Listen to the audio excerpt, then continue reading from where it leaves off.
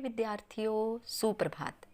मैं निशा आनंद Cambridge international school Dasuya की ओर से एक बार फिर आप सबका हिंदी कक्षा में स्वागत करती हूँ और आशा करती हूँ कि आप सब अपने अपने घरों में सुरक्षित होंगे। अपने आज के विषय की ओर आगे बढ़ने से पहले हम अपने पिछले विषय पर थोड़ी सी चर्चा कर लेते हैं। तो बच्चों, पिछले सप्ताह मैंने आपको आपके पेपर्स और आपके पाठ्यक्रम सिलेबस के बारे में थोड़ा सा बताया था। मैंने आपको ये बताया था कि आपके 2 पेपर होंगे हिंदी के, एक पेपर 1 और एक पेपर 2। पेपर 1 कितने अंकों का था मैंने बताया, 60 अंकों का, और पेपर 2 जो है वो 30 अंकों का। और मैंने आपको ये बताया था कि जो पेपर 1 है वो रीडिंग और राइटिंग का होगा और जो पेपर 2 है वो लिसनिंग का होगा।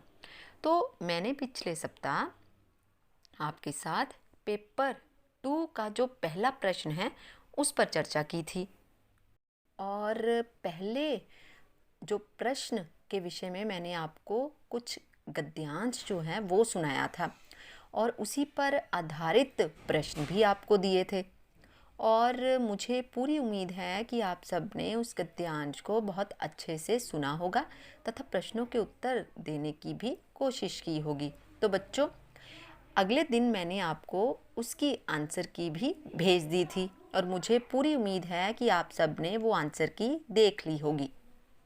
अगर किसी विद्यार्थी ने उन प्रश्नों के उत्तर की आंसर की या उत्तर तालिका नहीं देखी है तो बच्चों, मैं आज भी वो जो आंसर की है वो आपको साथ में दिखा रही हूँ। तो ध्यान से उन प्रश्नों के उत्तर की जो आंसर की है उसको आप देख लीजिएगा। तो इस प्रकार से हमने उस दिन लिसनिंग का जो पेपर है उसका पहला प्रश्न किया था। तो बच्चों, आज हम पेपर 2 जो लिसनिंग का है उसके दूसरे प्रश्न पर चर्चा करेंगे तथा आज मैं आपको उस प्रश्न से संबंधित कुछ संवाद सुनाऊंगी। संवाद क्या होते हैं? डायलॉग। 2 लोगों के बीच होने वाली बातचीत को हम संवाद कहते हैं। तो संवाद के माध्यम से वो क्लिपिंग आपको सुनाई जाएगी और मैं आशा करती हूँ कि आप सब उस क्लिपिंग को ध्यान से सुनोगे और नियम के अनुसार पेपर में आपको वो क्लिपिंग 2 बार सुनाई जाएगी। तो आप उस क्लिपिंग को ध्यान से सुनोगे तथा उससे संबंधित जो प्रश्न है या जो रिक्त स्थान है उसे भरने की कोशिश भी करेंगे। तो बच्चों, प्रश्न शुरू करें। तो चलिए, आज हम लिसनिंग जो पेपर 2 है उसके दूसरे प्रश्न के बारे में समझेंगे कि किस प्रकार से वो प्रश्न आ सकता है। तो ये जो बातचीत है उसका आधार क्या है, पहले मैं आपको वो बताऊंगी। भूटानी लेखक डॉक्टर कारमा फुंत्शो के साथ पहाड़ की संवाददाता चित्रा नेगी की बातचीत को ध्यान से सुनिए और जो नीचे अभ्यास दिया गया होगा खाली स्थान के रूप में उनको आपने भरना है। तो चलिए, अब हम संवाद जो बातचीत है वो शुरू करते हैं और ये बातचीत जो है वो 2 लोगों के बीच में हो रही है, एक चित्रा के बीच में और एक कारमा के बीच में। तो सबसे पहले चित्रा क्या कहती है? डॉक्टर कारमा फुंत्शो पहाड़ के पाठकों की ओर से आज की चर्चा में आपका स्वागत है। और कारमा आगे से क्या कहता है? धन्यवाद चित्रा जी। आगे से चित्रा कहती है, कारमा जी, भूटान ने अपनी प्रगति का एकदम नया पैमाना चुना है, थोड़ा उसके बारे में बताइए। आगे से कारमा क्या कहता है? चित्रा जी, आपने बिल्कुल सही सुना है।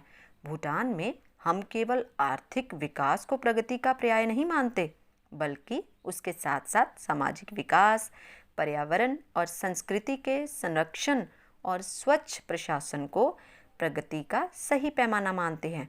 इसलिए हमने उसे मापने के लिए जीएनपी यानी सकल राष्ट्रीय उत्पाद की जगह जीएनएच यानी सकल राष्ट्रीय खुशहाली को पैमाना बनाया है। चित्रा जी आगे से कहती हैं, यानी लोग कितने संपन्न हो रहे हैं, इसकी बजाय आप लोग कितने खुशहाल हो रहे हैं, इसे प्रगति का सही पैमाना मानते हैं। कारमा जी आगे से कहते हैं, जी हाँ, और खुशहाली के पैमाने पर हम दुनिया में पहले स्थान पर हैं, अमेरिका और यूरोप के अमीर देशों से कहीं आगे। आगे चित्रा जी कहती हैं, जी, लेकिन आप ये सुनिश्चित कैसे करते हैं कि लोग खुशहाल रहें। कारमा जी आगे से कहते हैं, भूटान में हम लोगों की ऐसी देखभाल करते हैं जो अमीर देशों में अभी तक एक सपना है। मिसाल के तौर पर भूटान में स्कूली शिक्षा मुफ्त है और उसके बाद उच्च शिक्षा या फिर कामगरी का प्रशिक्षण भी मुफ्त है, जिसका फैसला योग्यता के आधार पर किया जाता है। यही नहीं, स्वास्थ्य सेवा मुफ्त है और दवाएं भी। चित्रा आगे से कहती है, लेकिन इस सब के लिए सरकार के पास धन कहाँ से आता है? कारमा, लोगों की ये सारी सुविधाएं मुफ्त देना और प्राकृतिक संपदा का संरक्षण करते रहना आसान काम नहीं है। अपने संसाधनों का सावधानी से प्रयोग करके हमने इसे संभव बना लिया है। हम पर्यावरण की कीमत पर अपना विकास नहीं करना चाहते और इसे सुनिश्चित करने के लिए भूटान नरेश ने एक बड़ा काम और किया जो भूटान को दुनिया में बेजोड़ बनाता है। चित्रा जी, वह क्या था? कारमा आगे से कहता है, वह था भूटान को कार्बन तटस्थ देश बनाना, यानी ऐसा देश जो उतनी ही कार्बन गैसें पैदा करे जितनी गैसों को सोखने की क्षमता उसके जंगलों में हो। इसे सुनिश्चित करने के लिए भूटान नरेश ने देश के संविधान में यह लिखवा दिया कि देश का 60% भाग प्राकृतिक वनों के लिए सुरक्षित रखा जाएगा। सौभाग्य से भूटान की आबादी भी केवल 7 लाख ही है। आगे से चित्रा जी कहती हैं, तब तो संविधान की इस धारा का पालन करते रहने में कोई कठिनाई नहीं होगी। कारमा जी आगे से कहते हैं, जी नहीं, लेकिन हमने उससे भी 2 कदम आगे जाकर देश के 72% भाग को प्राकृतिक वनों के लिए सुरक्षित कर दिया है। हम जितनी कार्बन गैसें पैदा करते हैं, हमारे वन उनसे 3 गुना गैसें सोख लेते हैं। इसलिए हम कार्बन तटस्थ की जगह दुनिया के एकमात्र कार्बन विहीन देश हो गए हैं, क्योंकि हमारे वन दूसरे देशों की कार्बन गैसें भी सोख सकते हैं। लेकिन हम दुनिया के पर्यावरण के लिए एक बड़ा काम और कर रहे हैं। चित्रा, वह क्या?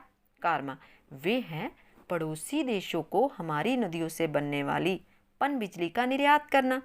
हम इतनी पनबिजली का निर्यात करते हैं जिसे कोयले या गैस से बनाने में हमारे देश से निकलने वाली कार्बन गैसों से 3 गुना कार्बन गैसें निकलेंगी। यानी हमारी पनबिजली उतनी कार्बन गैसों से जलवायु का बचाव कर रही है। हमारी पनबिजली क्षमता को बढ़ाकर 10 गुना तक किया जा सकता है, जिससे दुनिया के जलवायु की रक्षा भी होगी और हम कार्बन विहीन देश भी बने रहेंगे। चित्रा जी, कारमा जी, अपने देश की दिलचस्प जानकारी देने के लिए आपका बहुत बहुत धन्यवाद। और आगे से कारमा कहता है, धन्यवाद आपका भी। तो बच्चों, इस प्रकार से आपने पेपर 2 का जो दूसरा प्रश्न है उसकी जो संवाद थे, जो 2 लोगों की बातचीत थी, उसको आपने ध्यान से सुना। अब उन संवादों के आधार पर जो अभ्यास आपने करना है वो साथ में आपको दिया जा रहा है। तो ध्यान से आप इन रिक्त स्थानों को पढ़ेंगे तथा उसमें जो उचित शब्द आएगा उसको आप भरेंगे। और एक बार फिर से आपको याद दिला दूं कि आपको ये क्लिपिंग 2 बार सुननी होगी, उसके बाद आप इन प्रश्नों का उत्तर दे देना। तो बच्चों, मुझे पूरी आशा है कि आपको पेपर 2 का जो दूसरा प्रश्न है उसके बारे में आपको पता चल गया होगा, जानकारी प्राप्त हो गई होगी कि ये प्रश्न किस प्रकार से आ सकता है। तो अब ये आपके अभ्यास, आपकी प्रैक्टिस पर निर्भर करता है कि आप कितनी एकाग्रता अर्थात कंसंट्रेशन के साथ इस क्लिपिंग को सुनते हैं। क्योंकि मैंने पहले भी आपको बताया है कि अगर आप ध्यान से सुनेंगे तभी किसी भी प्रश्न का उत्तर जो है वो आप दे पाओगे। तो बच्चों, आज के विषय की हम समाप्ति करते हैं। हमने पेपर 2 का पहला प्रश्न जो है उसकी प्रैक्टिस भी की है और आज मैंने उसका जो दूसरा प्रश्न है उसके विषय में आपको बताया है। और इस उम्मीद के साथ कि आपको जो भी काम करवाया जा रहा है आप पूरी लगन और मेहनत के साथ उस काम को ज़रूर करेंगे। और जितने भी कार्यपत्रिका अर्थात वर्कशीट भी आपको दी जाती है आपकी प्रैक्टिस के लिए, तो आप उन कार्यों को भी समय पर अपनी अपनी नोटबुक पर करते रहना। अगली कक्षा में फिर से मिलेंगे। तब तक के लिए घरों में रहें, सुरक्षित रहें। धन्यवाद।